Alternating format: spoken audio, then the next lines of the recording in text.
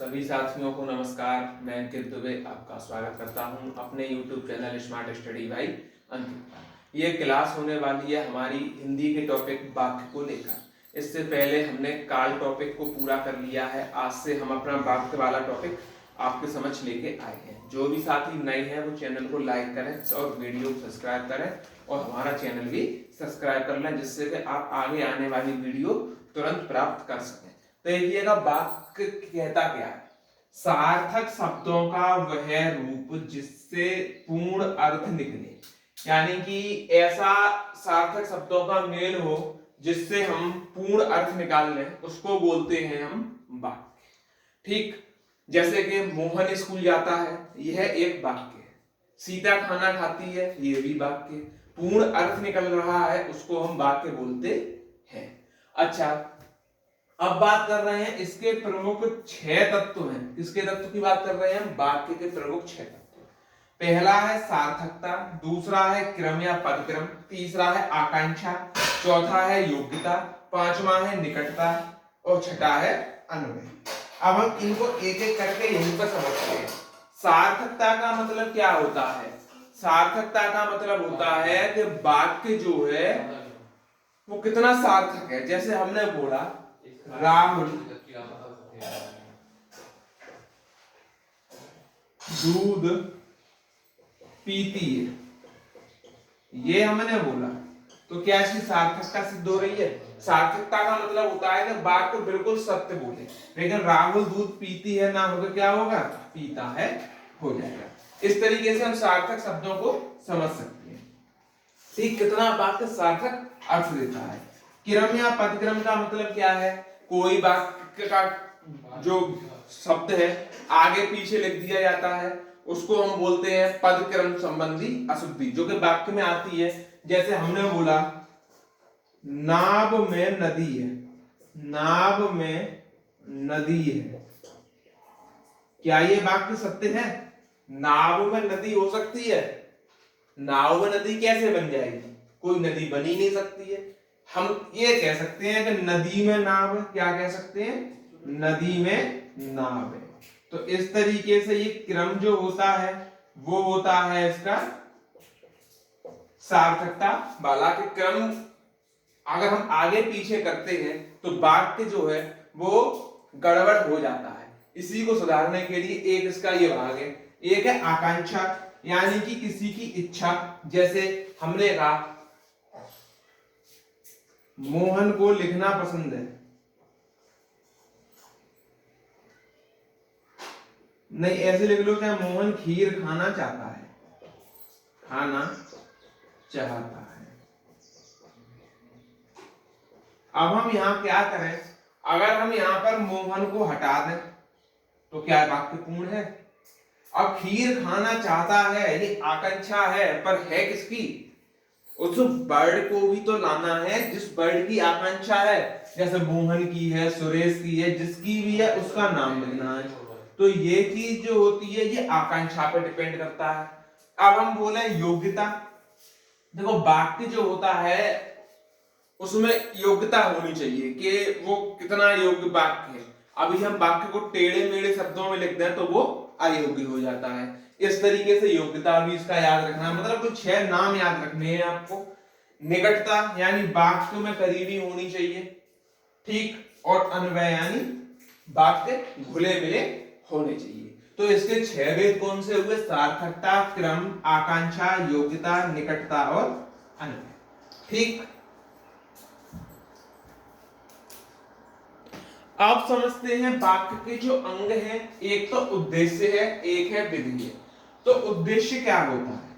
सबसे पहले हम उद्देश्य की बात करते हैं। वाक्य में जिसके बारे में बताया जाता है, वाक्य में जिसके बारे में बताया जाता है, में बताया जाता है।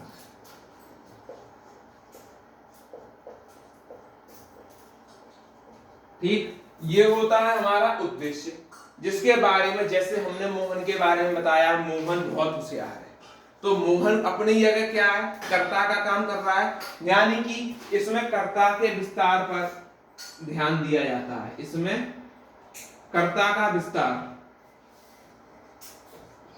कर्ता के विस्तार के बारे में, कर्ता के विषय में चर्चा की जाती है। इस तरह से हम लिख सकते हैं, विषय में चर्चा की जाती है।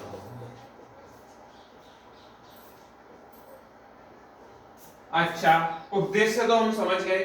अब हम विधेय समझते हैं कि विधेय क्या है। विधेय की बात करते हैं। अब जिसके बारे में चर्चा कर रहे हो वो तो चला गया, बचा हुआ जो है वो विधेय का काम करेगा। यानी कर्ता को छोड़कर जो कुछ भी वाक्य में बचे, जो कुछ वाक्य में बचे वही हमारा विधेय कहलाता है। जैसे कि इसका एक उदाहरण हम अगर लेना चाहें तो एक उदाहरण बड़ा अच्छा सा हम ले सकते हैं। इसका क्या ले सकते हैं? जैसे राहुल रोज मंदिर जाता है।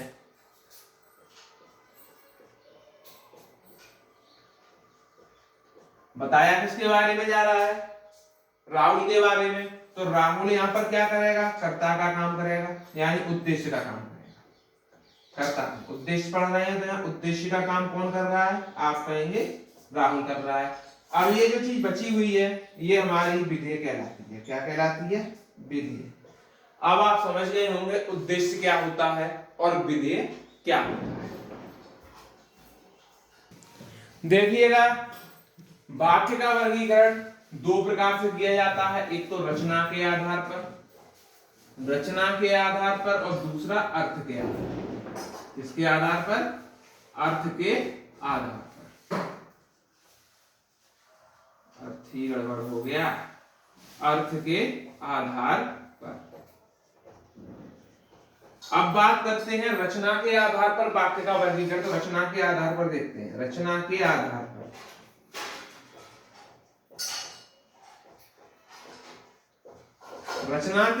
पर हम वाक्य का वर्गीकरण करें तो वाक्य होते हैं तीन प्रकार के। कितने प्रकार के होते हैं? तीन प्रकार के। तीन प्रकार कौन कौन से होते हैं? तो पहला होता है सरल वाक्य।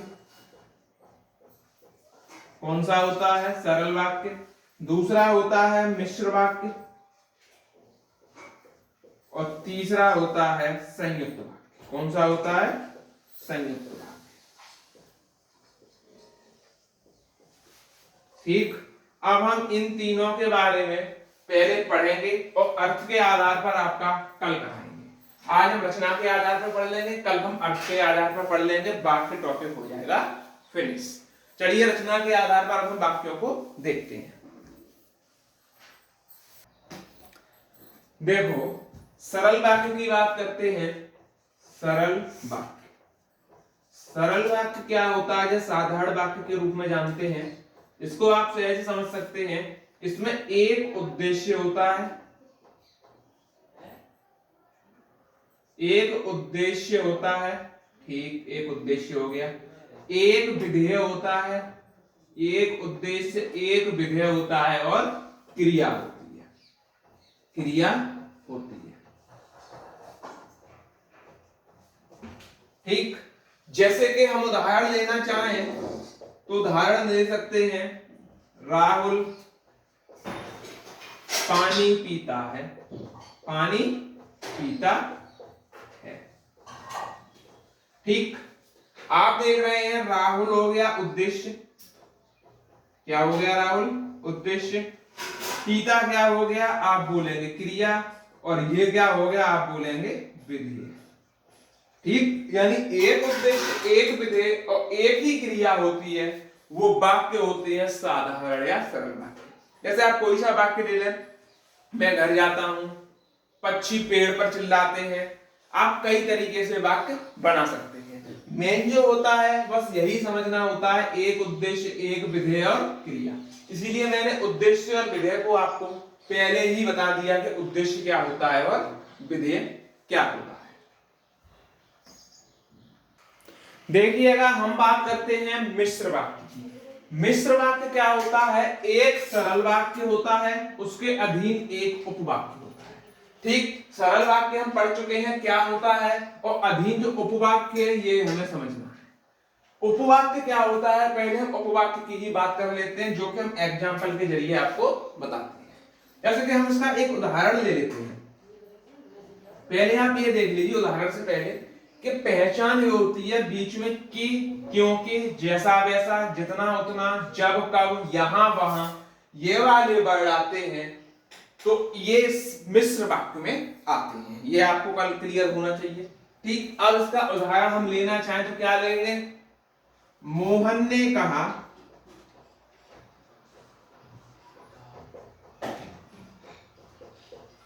कि वह कल आएगा।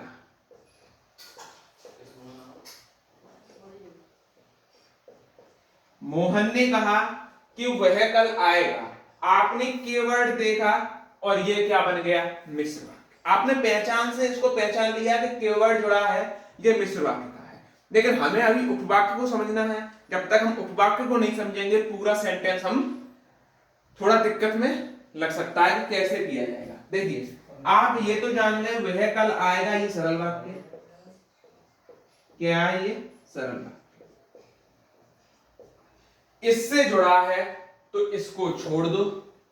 ये जो बचा ये हो गया उपवाक्य, यानी कि जो वाक्य के अर्थ को और स्पष्ट कर दे उसे बोलते हैं उपवाक्य। हमने कहा वह कल आएगा, अब हम कोई कंफर्म तो नहीं है, लेकिन उसने कहा कि मोहन ने कहा कि वह कल आएगा, लेकिन मोहन को कंफर्म है कि वह कल आएगा ही आएगा। वाक्य का स्पष्टीकरण पूरा हो गया, इसीलिए ये हो गया उपवाक्य जो सरल वाक्य को जोड़ रहा है। जोड़ किससे रहा है? जो पहचान के तत्व बताए उससे जोड़ रहा है। ठीक, इसका दूसरा उदाहरण अगर हम लेना चाहें तो वो हम क्या ले सकते हैं? जैसे कि अब अलग वाले बनाएंगे, जैसा वैसा पे बनाते हैं। जैसा तुम कर्म करोगे वैसा ही फल मिलेगा।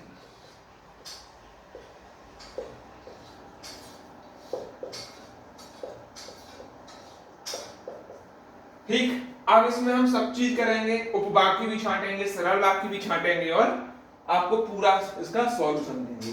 जैसा कि जैसा देख लिया, वैसा देख लिया, ये मिश्र वाक्य में पहुंच गया। ठीक, वाक्य का पूरा अर्थ निकल रहा है कि जैसा तुम कर्म करोगे वैसा ही तुम्हें फल मिलेगा। ये कंफर्म हो रहा है? बिल्कुल हो रहा है। अब हम क्या करेंगे? देखिए, वैसा ही, जैसा तुम कर्म करोगे, इसको तुम कर्म करोगे तो ये वाक्य पूर्ण बन रहा है। ये क्या हो गया? सरल वाक्य। वैसा ही फल मिलेगा, किसको मिलेगा? जो कर्म करेगा, यानी तुम, यानी ये क्या बन गया? उपवाक्य।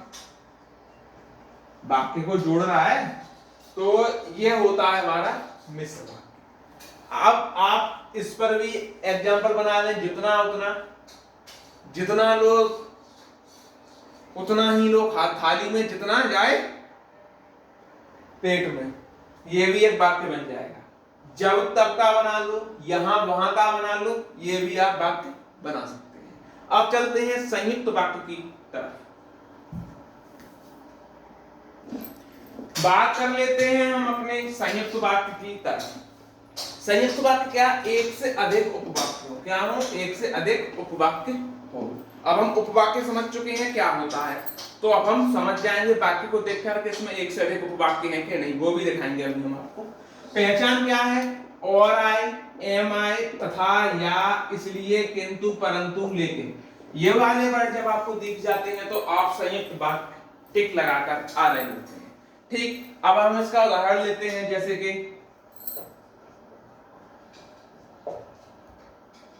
राम बाजार से घर आया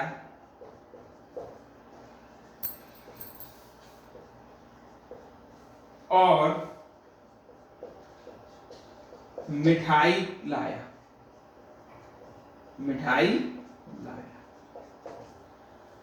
अब ये देखिएगा, आप और से जोड़ दिए हैं वाक्य को। अब हम ये दो वाक्य बन सकते हैं, राम बाजार से घर आया और राम मिठाई लेकर आया। ठीक, तो हमने दोनों को एक में मिला दिया है, तो जो मिठाई लाया ये उपवाक्य का कार्य करेगा, और बाजार से घर आया ये भी एक उपवाक्य का कार्य करेगा, क्योंकि राम जो है वो दोनों को कनेक्टेड है। और आपने देखा ये और जो वर्ड बना हुआ है ये किसका कार्य कर रहा है, ये पहचान है कि ये संयुक्त वाक्य का वाक्य है। दूसरा उदाहरण इसका ले लेते हैं हम, ये हो गया पहला उदाहरण। दूसरा ले लेते हैं, तुम परिश्रम नहीं करते इसलिए असफलता मिलती है, इसलिए असफलता मिलती है, मिलती है। अब आप देख रहे हैं ये भी वाक्य इसलिए से जोड़ दिया गया है और वाक्य पूरा अपना अर्थ दे रहा है। तो इस तरीके से हम पता कर सकते हैं कि सरल वाक्य, संयुक्त वाक्य और मिश्र वाक्य में हम अंतर और उपवाक्य और उद्देश्य विधेय आज हमने अपने काफी पॉइंटों को डिस्कस कर लिया है। कल हम चलेंगे अर्थ के आधार पर जो वाक्य के भेद हैं उसकी तरफ, फिर हम देखेंगे और भी कुछ इसमें स्पेशल हो सकता है तो उसको भी हम ऐड करेंगे। जब नए जो भी नए साथी हैं वीडियो को लाइक करें, चैनल को सब्सक्राइब करें और भी लोगों को जोड़ें। धन्यवाद।